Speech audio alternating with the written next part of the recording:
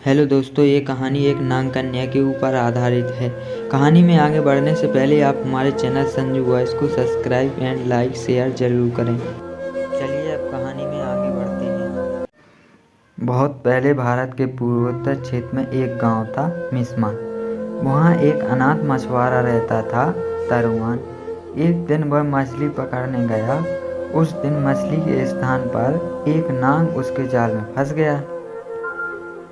दरअसल वह नाग लोक सभा का राजा था। अपने पिता को जाल में फंसा देखकर नाग कन्या घबराई। उसने सुंदर स्त्री का रूप धारण कर लिया और वह तरुआन के पास पहुंचकर बोली, यदि तुम मेरे पिताजी को छोड़ दोगे तो मैं तुमसे शादी कर लूंगी। युवक मान गया और उसने नाग को छोड़ दिया। नाग कन्या ने उससे विवाह कर लिया। तरुआन और नाग कन्या का विवाह गांव वालों को नहीं भाया। उन्होंने विवाह की खबर राजा को दे दी। राजा ने तरुआन को बुलाकर कहा, तुमने हमारी परंपराओं को तोड़ा है, तुम्हें दंड मिलेगा। कल सुबह तुम्हारे और मेरे मुर्गे में लड़ाई होगी। जो हारेगा उसे गांव छोड़कर जाना होगा। युवक डर गया। उसने घर आकर सारी बातें पत्नी को बताई। नाग कन्या बोली, इसमें इतना डरने की क्या बात है, मैं अभी नागलोक से एक बलवान मुर्गा ले आती हूँ।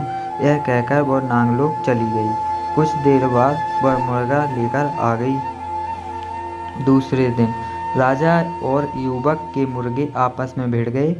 नागलोक का मुर्गा अधिक बलवान था, इसलिए राजा का मुर्गा हार गया। परंतु वह बोला, तरुआन, इसमें फैसला नहीं हो पाया है, अतः कल सुबह जो टोकरी नदी में को उल्टी दिशा में बहा देगा वही विजयी होगा। तरुआन के लिए लोहित गंगा के बहाव को उल्टी दिशा में मोड़ना असंभव था। उसने यह बात नाग कन्या को बताई। उसने पति को समझाया, डरो नहीं, मेरे पिताजी तुम्हारी मदद करेंगे। वह अपने पिताजी के पास गई। नाग कन्या ने अपने पति की परेशानी बताई। पिता ने उसे सुंदर टोकरी दे दी। कहा, टोकरी को नदी में डालते ही धारा उल्टी दिशा में बहने लगेगी। नाग कन्या अपने घर पहुंची। उसने तरुआन को सारी बात बता दी। तरुआन ने टोकरी नदी में डुबो दी। इस पर तुरंत नदी का बहाव उलटकर राजा के महल तक पहुंच गया। तरुआन खुशी से झूम उठा। वह राजा से बोला, राजन, मैं जीत गया हूँ। शर्त के अनुसार आपको यह गांव छोड़कर जाना चाहिए। राजा कहाँ हार मानने वाला था। वह बोला, इस निर्णय को भी अंतिम निर्णय नहीं माना जाएगा। अब हमें युद्ध करना चाहिए, इसी युद्ध में निर्णय होगा। तरुआन भागा भागा अपनी पत्नी के पास आया और सारी बातें बताईं। राजा के पास बड़ी फौज थी, परंतु तरुआन तो अकेला था। नाग कन्या उसकी परेशानी सुनकर फिर नागलोक में पहुंची। वहां से वह सोने का ढोल और उसे बजाने की छड़ी ले आई। सुबह राजा अपनी फौज के साथ लड़ाई के लिए आया। तरुआन पहले से ही तैयार था। राजा और फौज को देखकर नाग कन्या ढोल बजाने लगी। ढोल की ढमढम सुनकर वृक्ष, जानवर, घास, पत्ते आदि नाचने लगे।